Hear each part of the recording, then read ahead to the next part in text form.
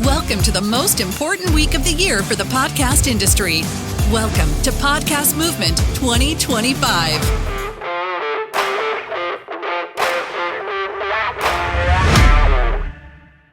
My name's Drew. I lead the product design and product marketing teams at Patreon. Really excited to be in this session with all of you, have a discussion. I actually want to start by maybe getting to know you all a bit. So let's start with just raise your hand if you are a podcaster. Specifically, wow, great. Like someone's listening to your voice, watching your likeness, etc. Okay, maybe raise your hand if you work on a podcast, but you're not actually behind the mic. You're kind of in production, etc., or a couple podcasts. Okay, great. Some folks there. And then who's in the industry? Maybe at a company, it's sports podcasters. Okay, great. We have a really awesome mix in this group. I'm super excited to chat with all of you about a big shift that we're actually seeing in the industry and kind of what it means and how we think about it. So, shift. The shift that we're seeing has to do with how podcast distribution is changing and what it means for how you connect with your fans. So podcasts used to be really different. Fans would subscribe. That's how they would get your episode over an RSS feed. And that meant that podcasters had deterministic reach to their audience. But that's changing. So a few years ago, Spotify and Apple had 30 to 45%, so in 2019, 30 to 45% of consumption happened on Spotify and Apple. I don't think any of this is a surprise for folks who are currently podcasting. A lot of that has shifted now to YouTube. So 1 in 3 listeners now actually consumes podcasts on YouTube. And even more, and that trend is actually set to accelerate. If you look at younger people, Gen Z, 75% of them are finding podcasts to listen to on social media, and 70% of them are actually finding their next episode to listen to on YouTube specifically. There's some things that are really exciting and good about that change, and also some things that are challenging. And so what I want to talk about today has to do with how we should think about it. And I'll share, I've kind of observed this shift firsthand. I used to work at YouTube. I led the creator monetization team, built the first version of YouTube Premium, the subscription that gives you ad-free access to YouTube. And then I led the Gmail product team right as newsletters were having their moment. And I'll talk about this, but there's a pretty interesting connection between these two phenomenon. Now I lead the product team at Patreon because I really believe in the model we're building and how it sets creators and podcasters specifically up for managing through this change. Okay, so the 3 things I want to cover. What does this shift to algorithmic discovery mean for podcasters? How can you cultivate an audience of core fans, and how I want to talk about how that's critical to making your business grow and sustain over time. And then how do you build a really sustainable, healthy, successful business once you've done that? And the way that I want to talk about that, introducing this concept of core fans, starts with contextualizing that in a funnel. This is kind of, if you think about your audience, thinking about them moving from being casual fans of your podcast, maybe being exposed to a clip or two or listening to one episode on YouTube, etc., to being people that you have this deterministic reach to, that are connected to you in some way. Subscribe to your RSS feed, you have their email, etc. And then ultimately your core fans, the people who show up to your shows, buy your merch, advocate, kind of talk about you, drive your word of mouth, and ultimately pay, and therefore create sustainability as a business. I want to start maybe at the top and talk about the opportunity that shift has, because maybe the big change is as algorithmic discovery has kind of exploded in podcasting, it creates a really big opportunity for growth for podcasters if you leverage it correctly. So I mentioned this earlier, but 3 in 4 Gen Z podcast listeners are discovering podcasts on social media. That's new growth that's available. And really tactically, I want to talk about kind of how people are actually taking advantage of that channel. So one thing we see is just doing a great job of clipping moments from your podcast to share across social media. If you have, a really insightful guest who has a moment, taking that, putting it on Instagram or other places in order to build awareness that your podcast is a place that you can have that kind of experience. And then, of course, linking back to it.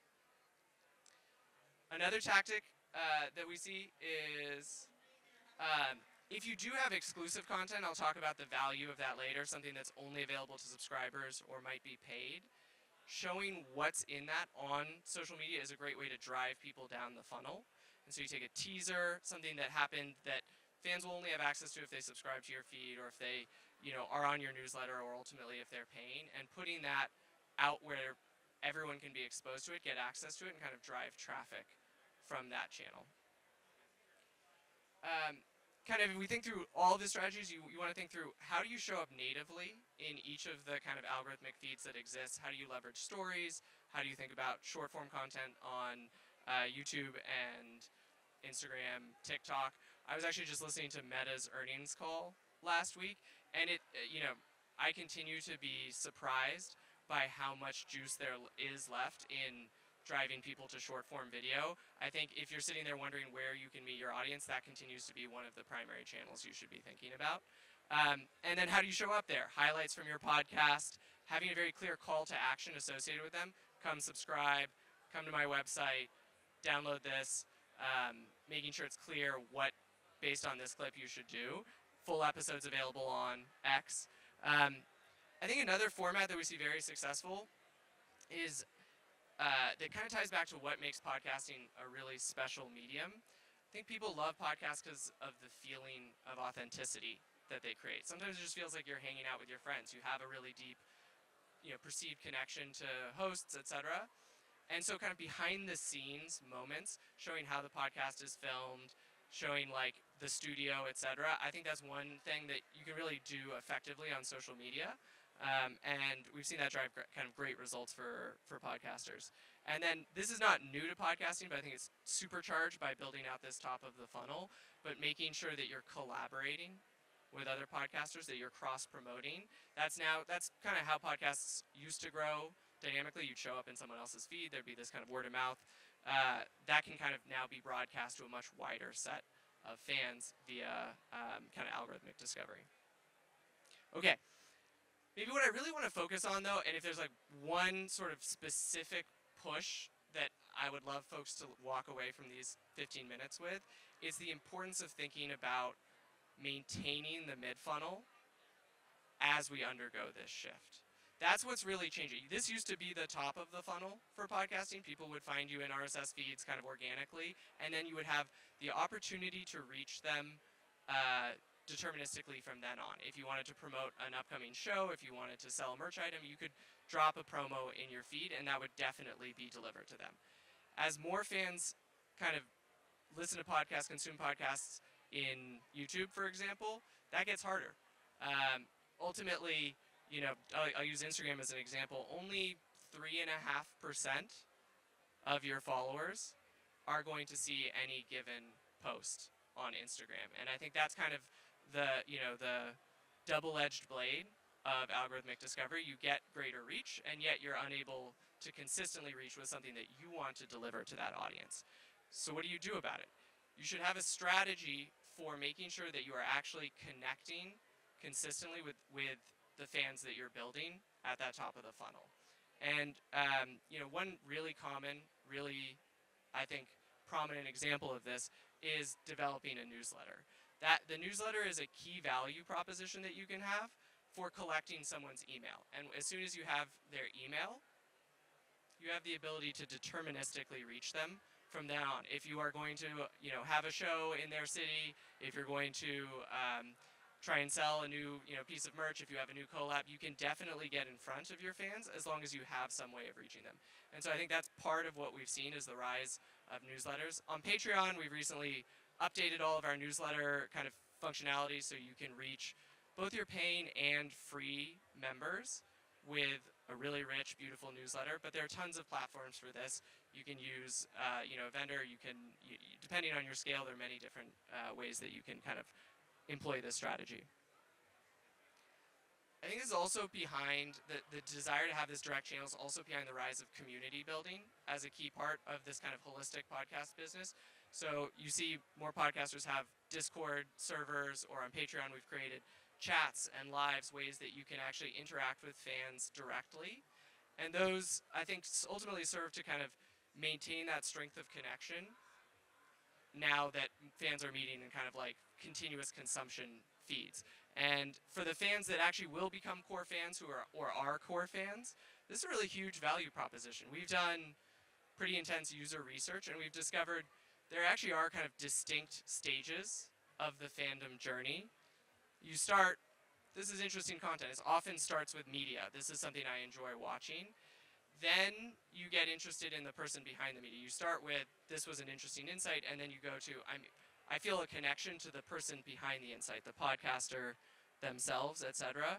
And then finally, you go from interested in the media, interested in the person behind it, to interested in the rest of the community that's formed around it. You're going to meetups, you're learning from other people, you're connecting with them on shared interests ultimately. And so I think building out a community in the middle of your funnel and below is actually a great way of fostering people moving through that journey that we see as consistent across different podcasters.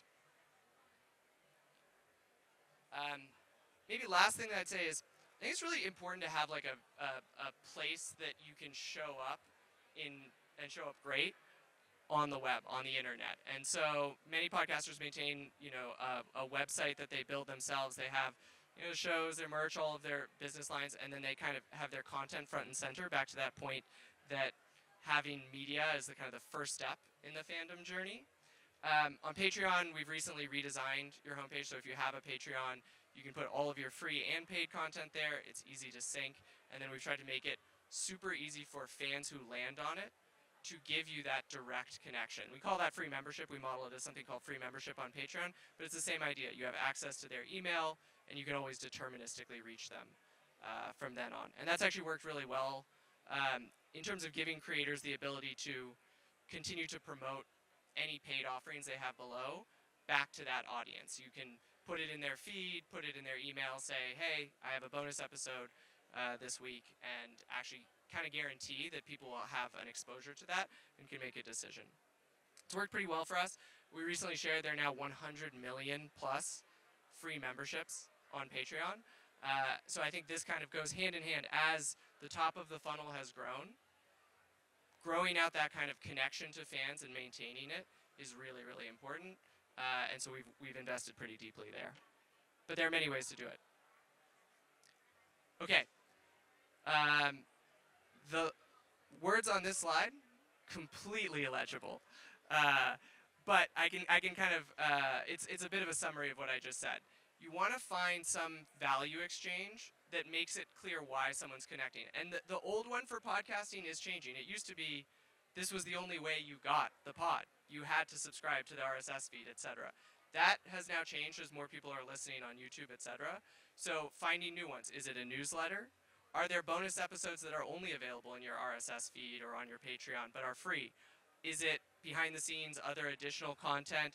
Or is it community interaction? I think it's going to be different for different podcasters, and we're actually in a really exciting moment where this kind of experimentation will help us understand what's really working and how do we maintain that strong connection that podcasting kind of grew up with into this new era that we've entered into.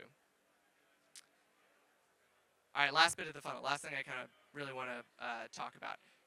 You have these core fans. You've moved them through your funnel. You've met them in social media. You've found a way to directly connect. They've continually been re-engaged. They're maybe coming to your shows, etc. What actually ultimately converts them to being a paying fan or someone who actually helps your business be sustainable? And I think the really short answer is bonus content. At the end of the day, that is the single biggest converter for fans. If you want to build a sustainable business based on direct-to-fan, bonus content is the single strongest thing that you can provide. And it makes sense. The thing that brought them through the top of the funnel, the middle of the funnel, the reason they were originally excited, more of that is almost guaranteed to be interesting to this audience. Now, what bonus content looks like can be very diverse and depend on what makes sense for you as a podcaster. So it could be an extended episode. First 60 minutes of the episode are free, and then you get the last bit of it when you subscribe, and that's a great way of driving conversion. I want to hear the last segment. It could be a separate show. Hey, you listen to the main D&D podcast, but there's a side adventure with a few of the characters that is only available to paying subscribers. That can work really well too. It can be a part 2 or just kind of an extra, if you're an interview show, it's a separate interview.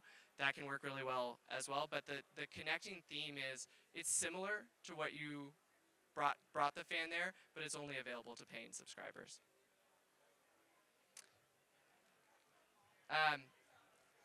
Last thing I'll say is, if bonus content is what kind of converts, I think the main, that doesn't mean that membership or subscriptions are the only way to convert. They're a very sustainable way, but you can have different membership tiers on Patreon, for example, or other platforms you can use. We recently launched, like a year and a half ago, digital commerce, so you can have a season of a podcast that is pay-gated by a single price that fans can buy and have forever. And we've seen that grow 4x year over year. People are really using it. And you can mix and match. You can have a membership that gives you access to bonus content. Then you can have a pay-per-view episode that you have to additionally pay. Your core fans are so excited that there's this one episode that's only available if they also pay an individual price. These are kind of the options that ultimately give you the ability to build this kind of big and sustainable business. I see a question. Yeah. Do you want to? Thanks. I'm on Patreon, but I'm trying to build it more. And does it have a donation feature, or do you have to choose your price? I can't remember if it had the donation or not. Great. What's your name? Eve Hall. Eve. Yes. Great to meet you, Eve. So on Patreon, you can set your membership price, or you can do one-time payments for content. There's not a specific tip feature, but fans can choose to custom pledge, which means they choose a donation, they choose a price for their membership. We see some creators actually earn quite a bit from fans who want to up the amount that you can pay. Any other questions while we're paused for a moment? I'll wrap soon. We can kind of do a overall Q&A. Okay, kind of maybe to restate, premium media, biggest lever that you have in ultimately converting those core fans to paying subscribers. But you can also create exclusive experiences, one-time events, things that ultimately drive urgency for your kind of fans to convert further down that funnel. And then the cool thing is there's a loop that gets created. As you have these really excited fans, they actually help bring on more fans. It's part of how you grow. So we recently introduced a gifting feature, had very, very significant kind of adoption and traction, where fans can buy gifts for other fans. You can do community gifting, so you buy 10 memberships for the next 10 that the creator can then distribute. And that's been kind of very successful. So there's maybe 2 effects from getting people down into being core fans. 1, they drive your business directly, and 2, they are advocates for you. They help actually grow your business even further. Okay, maybe if there's one sort of quick summary, overall takeaway, the top of the funnel, algorithmic discovery is great for growing your audience and creating consideration in fans, but you want to make sure that you're bringing fans down into having a direct, deterministic reach to them, because that will ultimately help you build a sustainable business over time.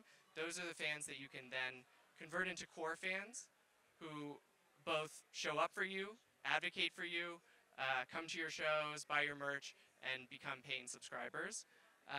I think of that really simply as this funnel, top, middle, bottom of the funnel. And as a podcaster or producer or someone in the industry supporting podcasters, thinking about what your strategy is to meet people at the top, convert them down to being people you have a direct connection with, via email, subscription, RSS, etc., and then ultimately to paid, is key to building a long-term sustainable business. Thank you.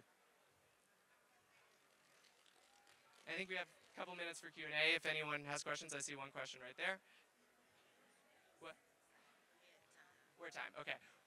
I'm gonna head over to watch the panel with Chapo Trap House and Jonathan from Patreon. And if anyone wants to meet up, I'll be at Harvest Hall at 6:30 with the rest of the Patreon team. It'd be great to chat then too. Thank you so much.